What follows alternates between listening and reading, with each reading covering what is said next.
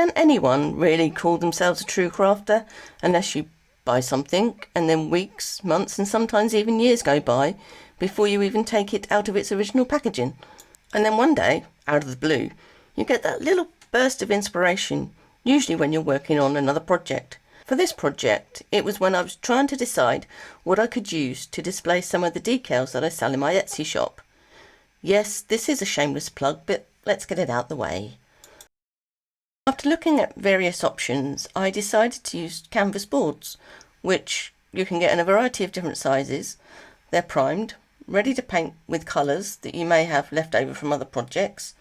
The backs of them aren't finished off that well, but that can be resolved if needed. You could stick a hook on the back to hang it up. I like to use these hanging tabs that are often used in many shops to hang up items for sale. Or, if you want to make it look a bit fancier, add some picture hanging hooks and a chain from the local DIY shop. You can punch holes in them fairly easily, and a perfect base for doing lots of other projects with, like making a clipboard. And that's what we're going to do today. Hi everyone, I'm Nikki, and welcome to another video from Penguin and the Bee.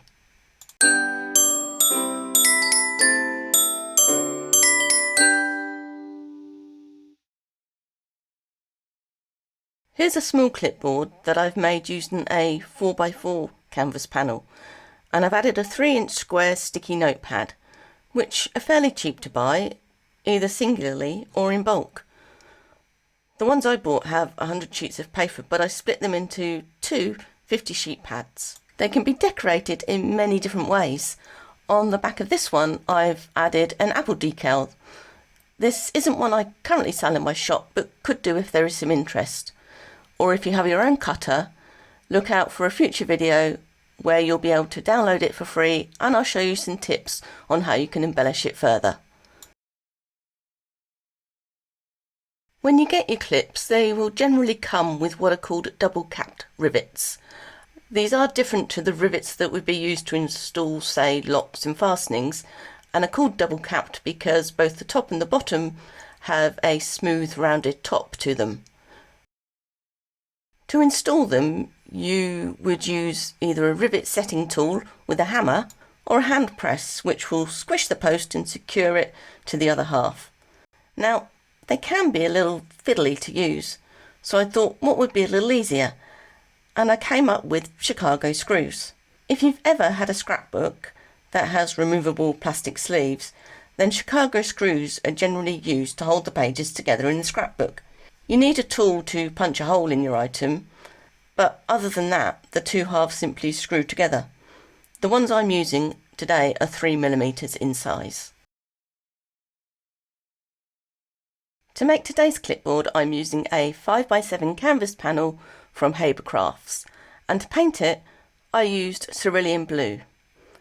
One thing to keep in mind when you buy these paints is to check whether it says opaque or transparent, because sometimes you may accidentally buy transparent and then wonder why you're not getting the depth of colour that you really want.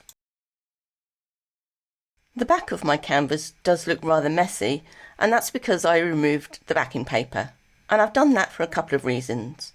Often the backs are just cheap paper that they've added, and often they're not put on very straight. They can be quite lopsided at times. And it's usually cheap paper that has a bit of a slippy surface, which can make it difficult if you're using a wet glue to add a covering to it. To cover the mess that I've made on the back, I'm going to be using a piece of A5 cardstock, which is around 180 GSM. In the US, the equivalent is roughly half letter size, 65-pound cover weight cardstock. The easiest way I find to measure it to cut to size is to pop the canvas board in the bottom corner of your card and then mark around the edges. You don't have to mark all the way around, just make some markings every so often.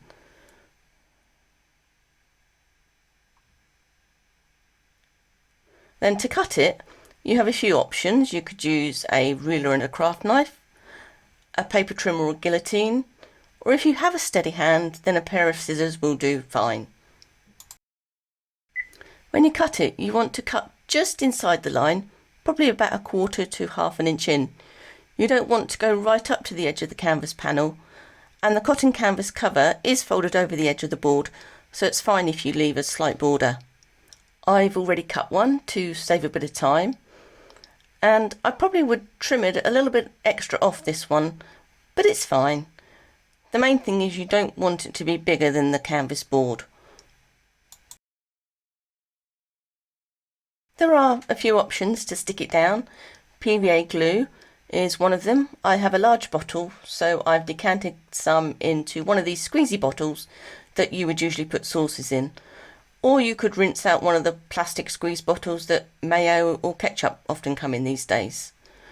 And then there's double-sided tape, which you can get from a variety of places.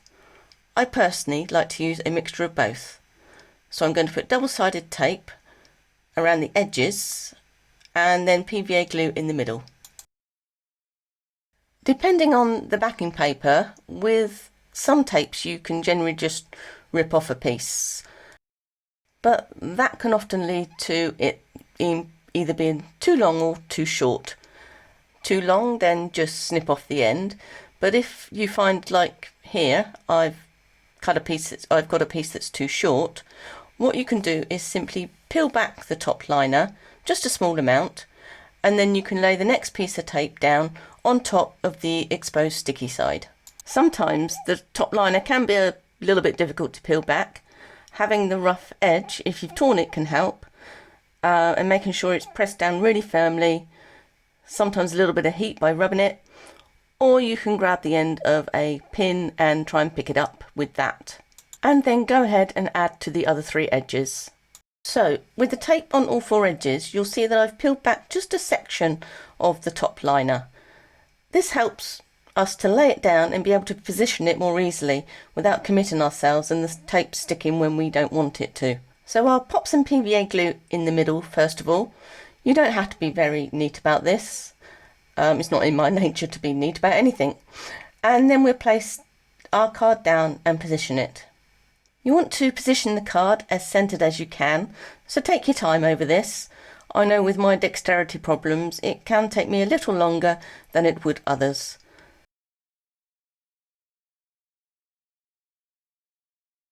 And then once I'm happy with it, I can press down where the sticky side of the exposed tape is and then peel away the remainder of the lining paper.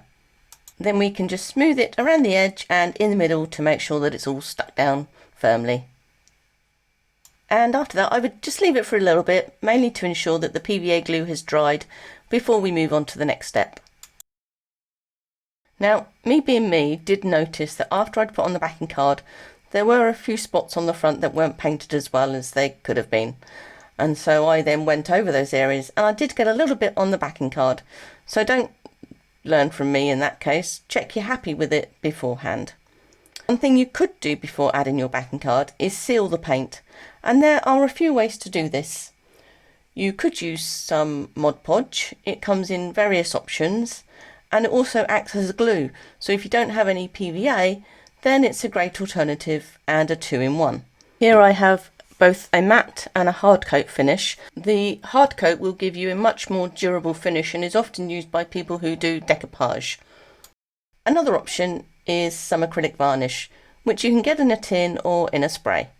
I got this one from Hobbycraft several years ago, so they've probably changed the packaging by now, but it's one of those things you can again pick up from places that sell craft and DIY supplies, and you can just give it a spray and let it dry. So for our next step, let's add those pesky holes in our board. This is probably the most difficult part of the project. You could, if you're doing this as a group activity, then add the holes at the start prior to painting and then use them as a guide to punch the holes in the backing card, which would be a lot easier as it's much thinner. Let's go over some options of tools we can use to make our holes. As said previously, you can get a rivet setting toolkit, which includes a hole punch, the tool to set them, and a mini anvil. They can be bought fairly cheaply on their own or with a box of assorted rivets, so you'll have some to use in other future projects. You could also use a hand press if you have one. The majority of suppliers do also have a die to cut holes too. And then our final option that we'll look at today is that you could use a leather hole punch. I got this one from Lidl's. It was one of their weekly middle aisle offers, and it came with some other tools as well for about £9.99, but you can pick them up in various other places. And with them you can punch a variety of different sized holes. You just turn the middle dial onto the setting that you want. It can be a bit stiff.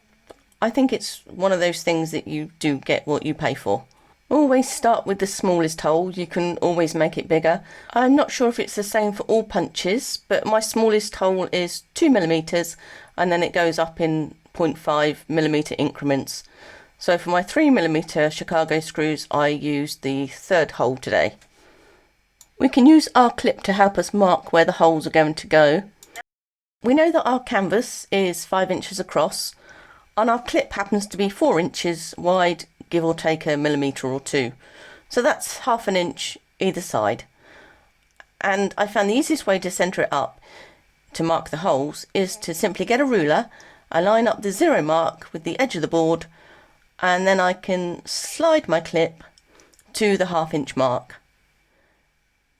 Then I just need to double check that it's level across the top, and I can mark the holes with a pencil. I'm marking it on the back because it's a lighter colour, so it'll be easier to see. And once you've got your markings done, grab your preferred tool to punch out the holes. I will confess I would usually use my hand press, but I know not everybody will have one of those. And my second choice would be the actual hole punch in my Rivet setting set. But as it's easier to show on camera, today I thought I'd use my leather punch. Although I do struggle with it a bit, but it will show that with some perseverance you can get through those layers. So we'll line it up with our hole and squeeze the trigger. I would usually bring it closer to the body, but obviously I'm trying to get this on camera, so that's not easy to do. Often it will cut part way through at first, so you can give it a few squeezes and then you can try and poke out what it's already cut, and then try again. And if you are having a hard time getting it to go through, try again from the other side. My front has been marked, but that's okay because it will be hidden under the clip once it's added. And it's handy as it shows where to line up our punch. And after a few more tries I was successful in making my holes, but for your sanity and mine I have edited some of it out, as you didn't need to see me do the whole process. Now that we've got our 2 holes, it's time to grab the clip and our Chicago screws. When using Chicago screws, you want the nice flat side to go on the top and the piece with the screw slot on it on the underside. So we'll pop it through the clip first and then through one of the holes that we made. It won't come right the way through, but you should see it. And then take the back piece and slot that through. I have my little handy dandy screwdriver to tighten up our screw, and what I'm doing is on the underside I'm just holding the top half in place with my finger, and once that one's tight we obviously just need to do exactly the same on the other side. One thing you could also do to ensure your screws don't come loose over time is use some thread lock glue. There are various brands available like Loctite and Everbuild, just to name a couple of brands. And you only need to add a drop onto the threads before screwing the 2 halves together. They generally have an initial bond after around 10 minutes, depending on the brand, and take about a day to fully cure. So if you have made a mistake, put them in round the wrong way, then don't worry too much, you will be able to undo them. It's not like super glue that sets almost instantly. And it's likely something that you may use on other future projects too, whether it be crafting or DIY. And then I just like to double check that the clip is secure and doesn't come springing off because I haven't tightened the screws enough. So you need to place your mini anvil onto a firm surface, pop your item on top, and then take the relevant tool with a hammer and give it a few whacks. One thing that I would suggest, obviously your board is going to be slightly raised because of the height of the mini anvil. So when you pop it down, it can get a bit wobbly because the bottom half isn't supported. So I would look to try and find something that's going to level it out so that your rivet then goes in straight. I found if I have left it unsupported, then the board or the rivet can slip, and when you then hit it with the hammer, it may get damaged or not be installed properly. If you do have a hand press, I find it easier to pull back the clip, as it gives you a lot more room to position everything under the heads of the press, and you will find that they will install more easily that way. And that's now our completed clipboard. That is a blank canvas, literally, for you to decorate how you like. This one's a nice size for an A6 pad of paper, which is approximately 4 by 6 inches. And these would be a great size if you've got a small business like a cafe and you need to take orders or something. You can decorate them in the brand colours of your business and add your logo. How to embellish it, which obviously you could do before adding the clip. And it's just a nice size for lots of different notes you might need to take. I've made a few other examples using some different items. Here I've used a 6 by 6 inch canvas panel, and what I've done with this one is I've placed the card onto the front so the canvas part is on the back. And I thought with this you could paint a picture on the back. If you've got a young child, maybe a gift for grandparents, they could put their handprint on it and then you could add their name. So that's one other option. And here's the one I showed you at the start of the video. I don't know if you can still get them, but you used to be able to buy some tiny calendars. Although I'm actually working on one that you'll be able to download and print out that will work well on either of these, because you'll be able to resize it and add other items to it. So look out for that video in the next couple of weeks. Now another idea that you could use instead of a canvas panel is a wooden board. I again got this one from Hobbycraft. With this you would need to drill the holes in the wood, but it is another option. On this clipboard I'm using an 8 by 5 inch notepad, which is roughly the same size as A5. And with this one I used a sublimation placemat for my board. So if you do sublimation you can add any image that you want. But another thing is these could also be used as a mini whiteboard. So if you have a whiteboard pen, you can write on them and it'll easily wipe off again. What I could have done with this one is put the clip on the back, so then you wouldn't have to take the notepad off or lift it up to use the whiteboard. So this just gives you a few more ideas and options to use things that you may already have around the home that you perhaps bought for a different project that never happened. I know I've got loads of those. If you don't want to go to the expense of buying the actual clipboard clips, then there are a few other options that you could use. Here I have a selection of clips that I have quite a few of. We have some mini bulldog clips and some fold back clips, and they come in various sizes and colours. The mini bulldog clips would be ideal for the calendars, as there are 12, maybe 13 sheets if you've got a back or a front cover to it. But the larger ones you can clip a sticky notepad underneath it, and as with the others you can decorate the back of them, and they can be hung up too using the top of the clip. These could be something you make for, say, a school fair. Maybe you're doing a fundraising event and you could decorate them in a theme related to the cause that you're raising money for.